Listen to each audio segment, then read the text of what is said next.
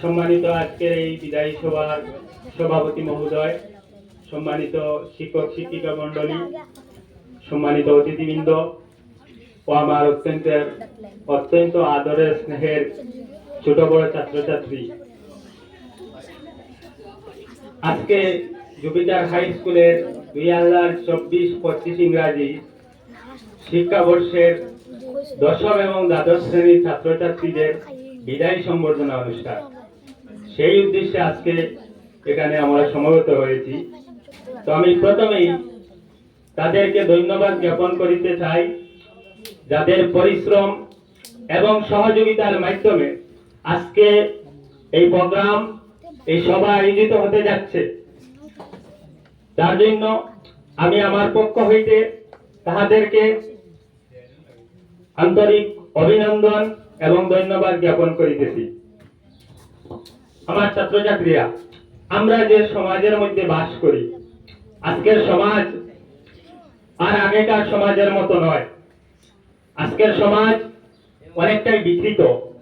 আজকের সমাজের মধ্যে মানবতাহীন, মনুষ্যত্বহীন, নিষ্ঠুর, স্বার্থপর এক সমাজ আমাদের মধ্যে বিরাজমান।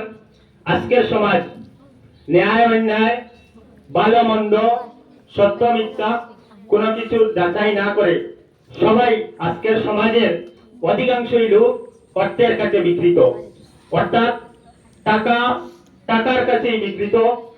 মানুষ শুধু টাকা টাকা করে ঘুরে বেড়ায়, অথচ আমাদের প্রত্যেকের জানা জরুরি, প্রয়োজনীয় একথা স্মরণ রাখা যে আমাদের জীবনের শেষ পর্যায়ে হচ্ছে মৃত্যু।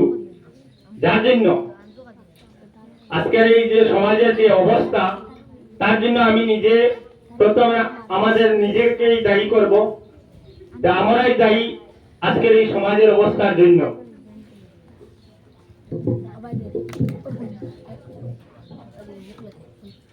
আজকের সমাজের মধ্যে শিক্ষিত ব্যক্তিত্বের অভাব নেই। আমরা দেখতে পাচ্ছি যে শিক্ষার আলো ঘরে ঘরে গিয়ে পৌঁছিয়েছে, শিক্ষার আলো ঘরে ঘরে বিদ্যমান। তাহলে অভাব কিসের? অভাব হচ্ছে মানবতার, মনুষ্যত্বের, ভালো মানুষের অভাব আজকের সমাজের মধ্যে। আর সেই আদর্শ ভালো মানুষ, যাদের দ্বারা সমাজের শান্তি সম্প্রীতি ঐক্যতা বজায় রাখে, যারা বজায় রাখে সমাজের মধ্যে, সেই আদর্শ মানুষ, ভালো মানুষ গড়ার ক্ষেত্রে যাদেরই অবদান অতুলনীয়, যাদেরই অবদান চিরস্মরণীয়, তারা কারা? তারা হলেন শিক্ষক সমাজ। তাই আজকের এই বিদায়ী সভা হইতে আমি সেই শিক্ষক সমাজকে উদ্দেশ্য করে বলিতেছি যে, হে শিক্ষক সমাজ, চাঁদ নয়, সূর্য নয়, নয় তোমরা পাহাড়ি ঝর্ণা। যদি বলি ভুল, তাহলে হবে ভুল। হে শিক্ষক সমাজ, তোমাদের তুলনা শুধু তোমরাই, তোমাদের তুলনা কারোর সাথে হয় না। এবং আমি তৎসঙ্গে এই দোয়া কামনা করি, যারা শান্তি সম্প্রীতি এবং সামাজিকতার জন্য যে শিক্ষক সমাজ নিজের জীবনকে উৎসর্গিত করিতেছেন, তারাও যেন সমাজের মধ্যে বরণীয় এবং স্মরণীয় হয়ে থাকেন। তৎসঙ্গে আজকের এই বিদায়ী সংবর্ধনা সভার বিদায়ী ছাত্রছাত্রীদেরকে আমি বলিতেছি যে, you must be know that this is the beginning of your life, this is the beginning of your journey. তোমরা মনে রাখো, এটা তোমাদের জীবনযাত্রা সবেমাত্র শুরুই হয়েছে। আজকে যে তোমরা সংবর্ধিত হবে, তোমরা মনে করো না যে অনেকটা পথ তোমরা এগিয়ে এসেছো, জীবনের অনেকটা পথ তোমরা পেরিয়ে এসেছো। এটা মনে রাখলে ভুল হবে, তোমাদের মনের ভুল। আমি বলতে চাই, তোমাদের জীবন সবেমাত্র শুরু হলো। You have to complete not only in the Jupiter High School, you have to complete all over the society, all over the country, you have to complete all over the world. তোমাদের এই প্রতিযোগিতা শুধুমাত্র স্কুলের শ্রেণীকক্ষের মধ্যে সীমাবদ্ধ নয়, তোমাদের প্রতিযোগিতা শুধুমাত্র জুপিটার হাই স্কুলের মধ্যে নয়, তোমাদের প্রতিযোগিতা সমাজের মধ্যে, তোমাদের প্রতিযোগিতা সমাজের সাথে, দেশের সাথে, জাতির সাথে, গোটা বিশ্বের সাথে। বিশ্ব যাকে খুঁজে বেড়াচ্ছে, হয়তো সেই ব্যক্তি তুমি। তার জন্য প্রথমে তুমি নিজেকে চিনতে হবে। Find out of yourself, who are you and where you want to go. তুমি কে এবং তোমার পরিচয় কি, তুমি কোথায় যেতে চাও, সে কথা তোমাকেই নির্ধারণ করতে হবে। আমার ছাত্রছাত্রীরা, আগেকার যুগে বলা হতো যে শিক্ষা হচ্ছে সমাজের মেরুদণ্ড, শিক্ষাই জাতির মেরুদণ্ড। আজকে সেই কথা যদি আমরা বলি শিক্ষাই জাতির মেরুদণ্ড, তাহলে অর্থের বিকৃতি হবে। আজকের সমাজে সুশিক্ষা হয়ে দাঁড়িয়েছে জাতির মেরুদণ্ড। যদি শিক্ষাই জাতির মেরুদণ্ড হতো, তাহলে আমরা যদি আজকের সমাজের দিকে তাকাই, আজকের সমাজে যে হারে নেশাদ্রব্যের ব্যবহার, যে হারে মানুষের মধ্যে বিদ্বেষ, মানুষের মধ্যে দাঙ্গা, বিভেদ, ঐক্য অনৈক্যের মনোভাব, তো যার জন্য আমরা নিজেরাই দায়ী। তাই খ্রিস্টপূর্ব বছর পূর্বেও বলে বিখ্যাত দার্শনিক সক্রেটিস বলে গিয়েছিলেন যে শুধুমাত্র শিক্ষা ভালো মানুষকে ভালো করে তোলে এবং খারাপ মানুষকে আরো খারাপ করে তোলে। যার জন্য প্রয়োজনীয় হচ্ছে আমাদের সুশিক্ষায় শিক্ষিত হতে হবে। আজকে আমরা যদি কোনো কাজের জন্য কোনো অফিসিয়াল দপ্তরের মধ্যে যাই, তাহলে যতক্ষণ পর্যন্ত না টেবিলের নিচ দিয়ে টাকা ঘুষ দিবে না, ততক্ষণ পর্যন্ত তোমার কাজ হয় না। এবং যারা ঘুষ নিচ্ছে, এই যে ঘুষের টাকা যারা নিচ্ছে, তারা কারা? তারা হচ্ছে শিক্ষিত সমাজ। এর জন্য আমাদের যদি সমাজকে পরিবর্তন করতে হয়, তাহলে আমাদের প্রয়োজন হচ্ছে সুশিক্ষায় শিক্ষিত হওয়া। এই সুশিক্ষায় শিক্ষিত হতে হলে আমাদের পুঁথিগত শিক্ষার সাথে সাথে নৈতিক শিক্ষা অর্জন করা দরকারি এবং প্রয়োজনীয় আমি মনে করি।